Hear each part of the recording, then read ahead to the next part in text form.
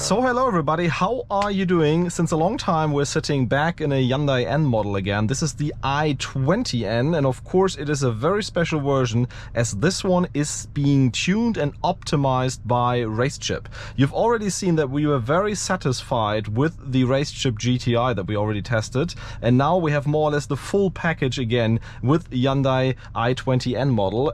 This actually has the GTS model, which we will talk about in just a second, which pumps up the power to 234 HP, so that means 30 horsepower more, but almost 100 Newton meters more, which is of course a huge difference. Still, of course, this car has manual transmission and front wheel drive, so I guess 234 HP and 362 Newton meters, if I'm not mistaken, is probably more than enough for a front wheel drive and manual car.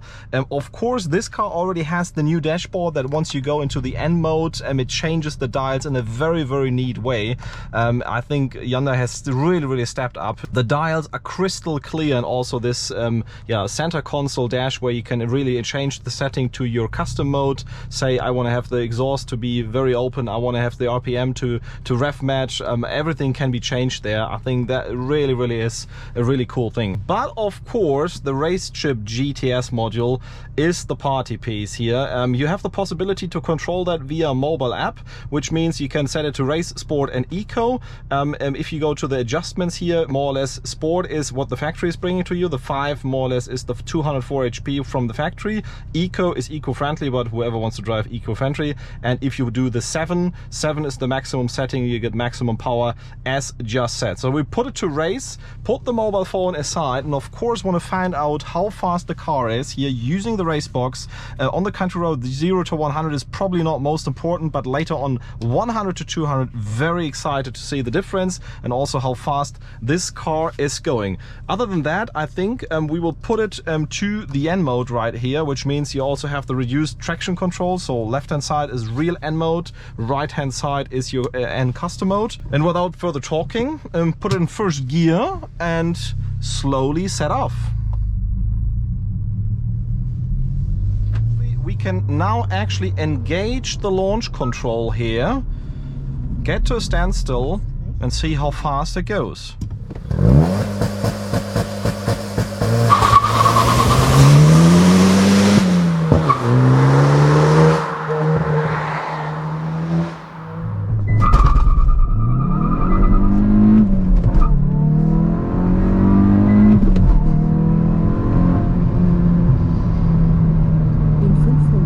While the lady of the sat-nav is talking to us, we actually managed to do a 6.4 seconds 0 to 100. I don't know if that was the perfect start, but honestly 6.4 for such a small car is already pretty good.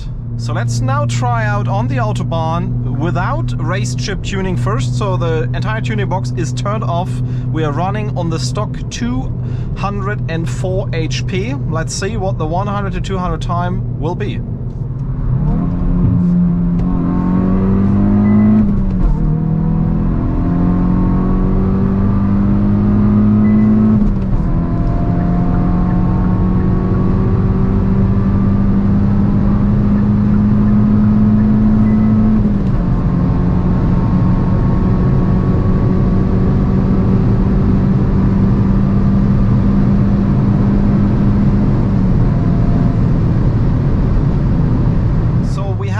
To do 21.1 seconds 100 to 200 with the RaceChip tuning turned off, and we will of course now see how much faster it goes with the tuning turned on.